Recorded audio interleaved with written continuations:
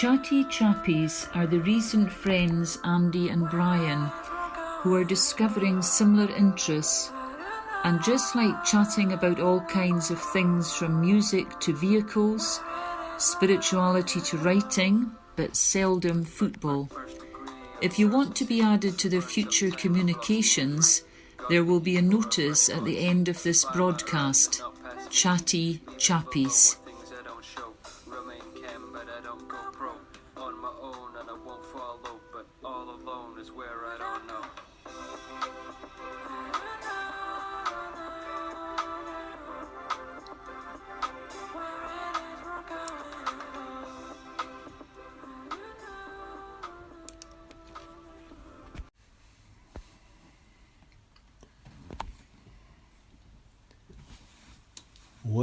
Well.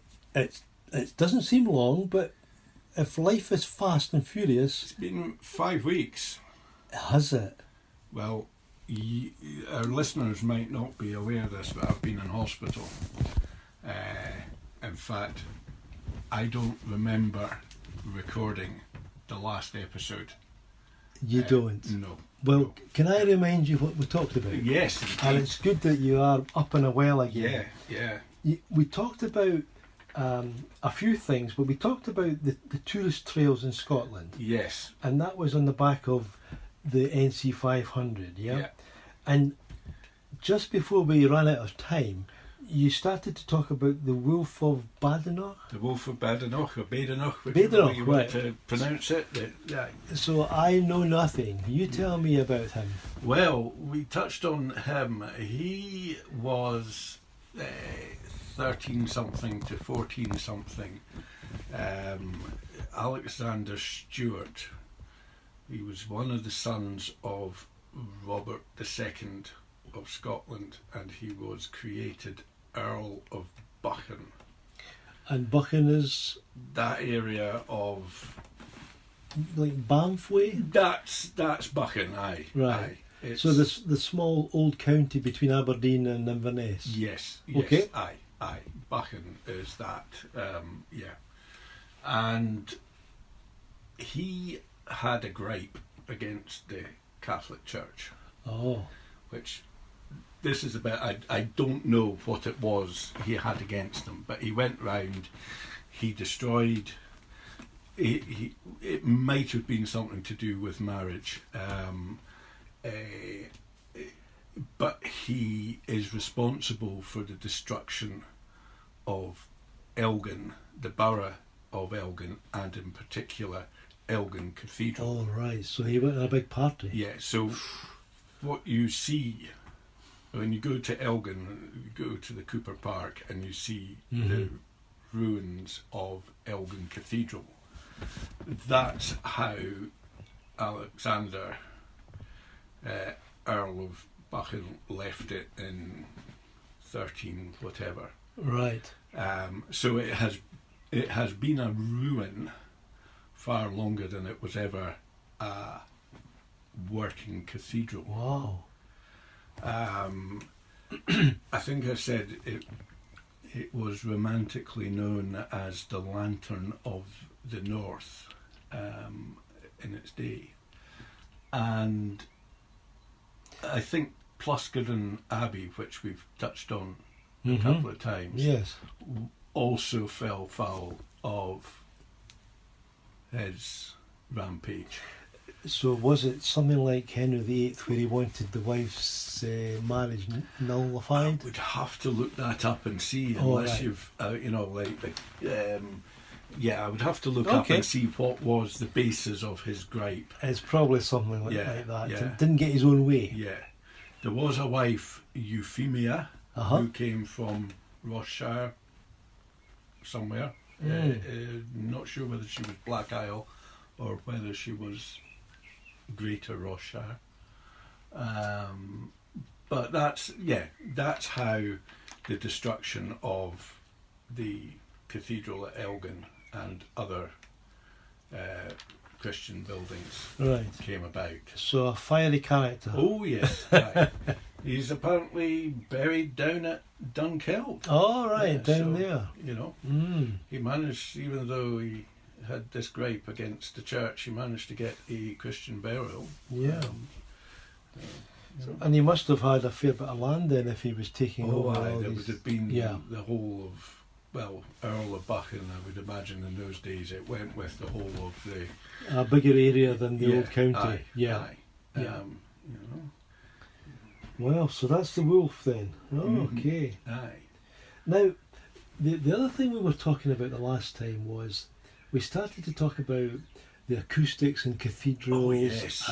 and worship music. Yes. And I came across something I thought you might be interested in, and for our listeners, it might be interesting for them too, in terms of what happens nowadays in worship. But I came across something that a Kenny Lamb in the US had written, and it was pointed out to me through one of these social medias, to a friend of mine called John, and the question was, why is congregational worship not functioning? Why is it not working? Okay.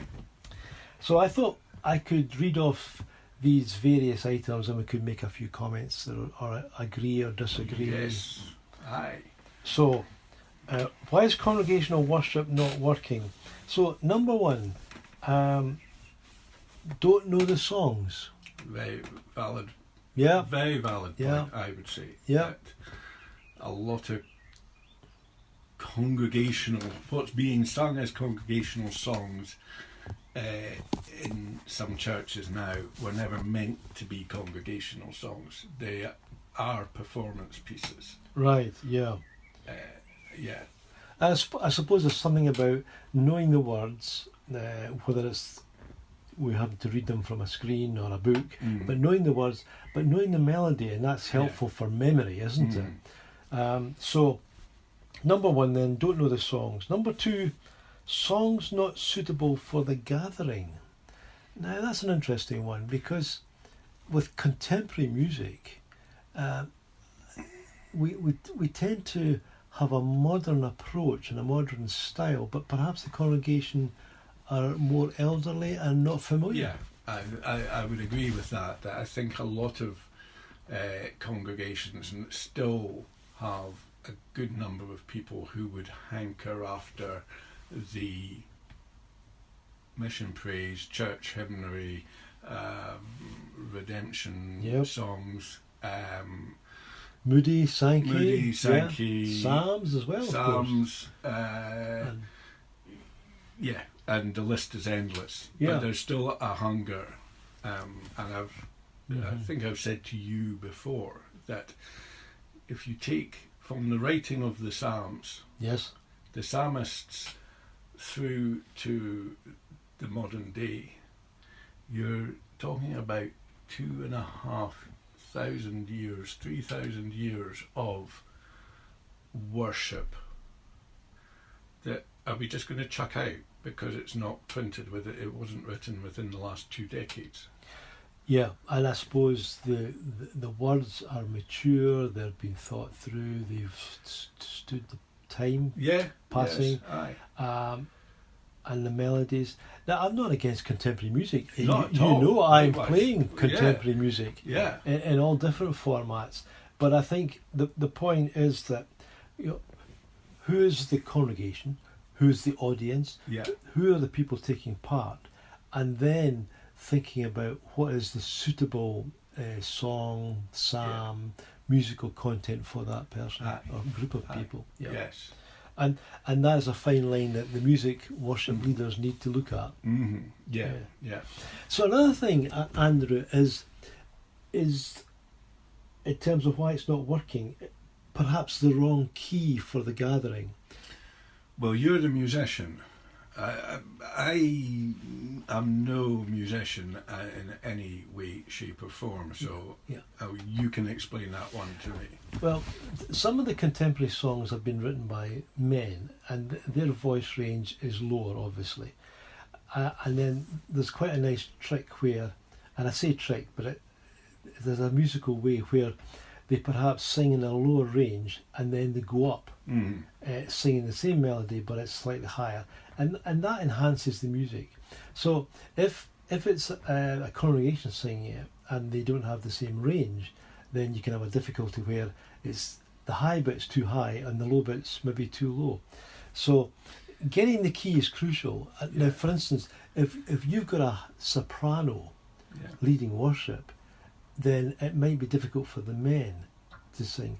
And perhaps one of the best singers to lead worship is somebody who is a tenor, a male voice tenor, because that's a happy medium between bringing along the bass singers and it's in a range where the female voice is compatible. And one of the hymns, I'm just trying to think of the words, but the tune is Londonderry Air. Yes. Yeah. Oh Danny Boy. Oh Danny Boy, yes. Yep. Which has such a range in it that it's very difficult sometimes. And yes. Yet, not everybody would agree with me, but it is a beautiful tune. Yes, nice tune. Yeah. Yep. And the but it is difficult.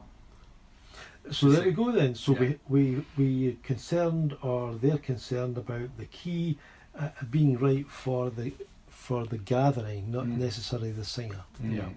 But the gathering. So another thing that was mentioned was that the potential singers can't hear those around them. Yeah. If you've ever been speaking with headphones on, you don't know what it's really like. You can't hear clearly. No. Or someone else is wearing headphones and they can't hear you clearly.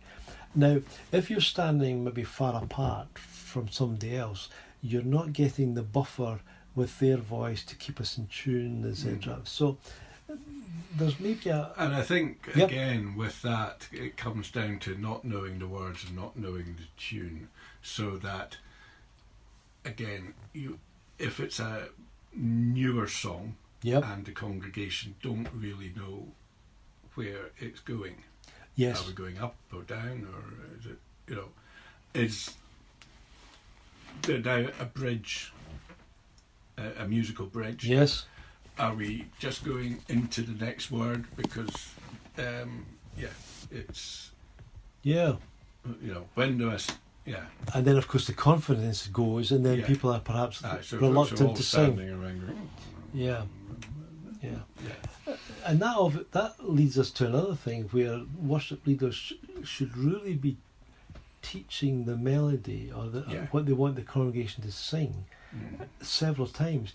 Someone's learned a song, then they're a step ahead of the congregation who are just hearing it for the first time. Right. So that was the other thing. And one that you mentioned earlier was that in worship singing, it's sometimes seen as a performance. Yes. And that and I'm all for that. By all means, introduce new songs, worship songs, hymns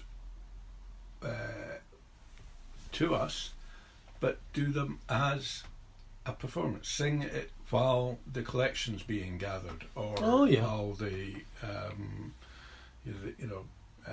the bread is being passed around at communion, the bread and the wine. Yes.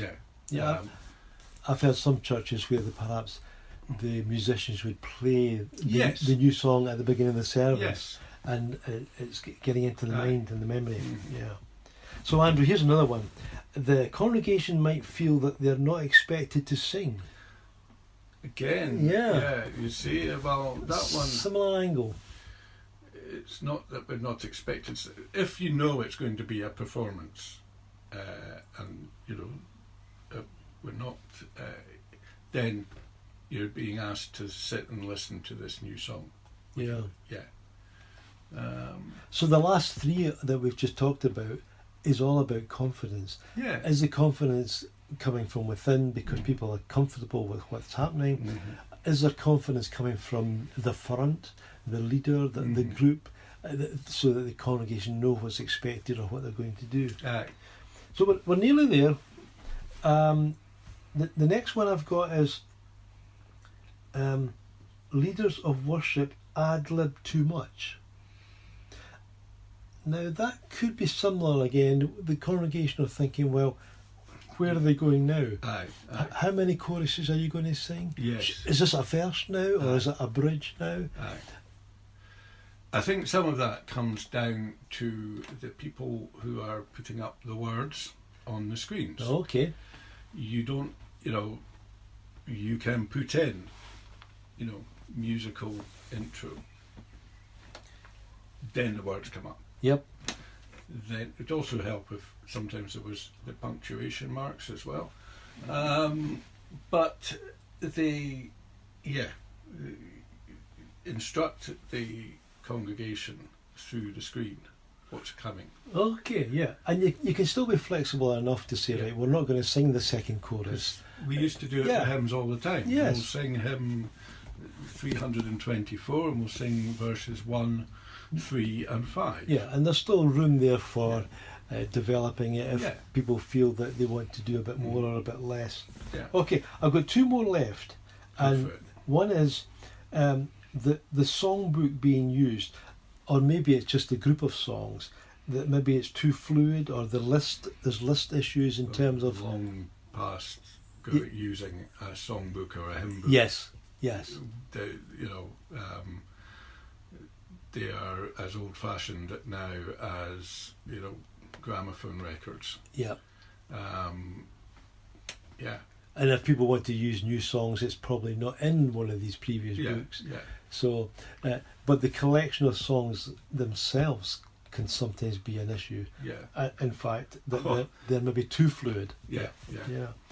So the last one I have is that worship leaders are not connected to the congregation. Yes, Bit of a challenge. Our friend mean this? Yeah, I think it's being receptive to what's happening in the service and in the worship time. If the head is down and looking at the words, you're not seeing the faces of the congregation. If they haven't picked up this new tune, maybe you do need to sing it again so they understand that where the notes are going. So if the worship leader is connected to the congregation, then that would help the confidence for both the leader and for the congregation. Or is it that, as you say, the worship leader has got an agenda to introduce all these modern new songs, and we're not having any? Yeah. The congregation may well want the Baptist hymnal or mission praise or whatever.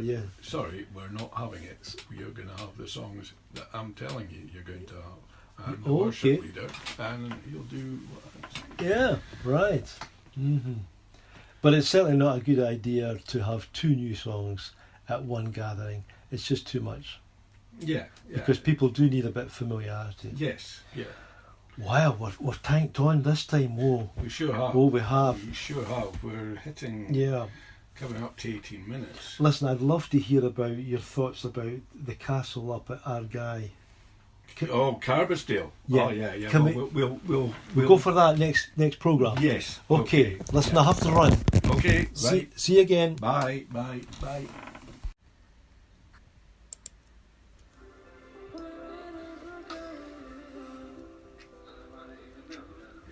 You were listening to Brian and Andy of Chatty Chappies. It's now easier for people to find our page Chatty Chappies in Facebook search. Come and join them again soon. If you want to know when to hear them next, send a private message with your email details to the Facebook page Chatty Chappies for further instructions. The song Uncertainty by Broxton Knox is available on Spotify.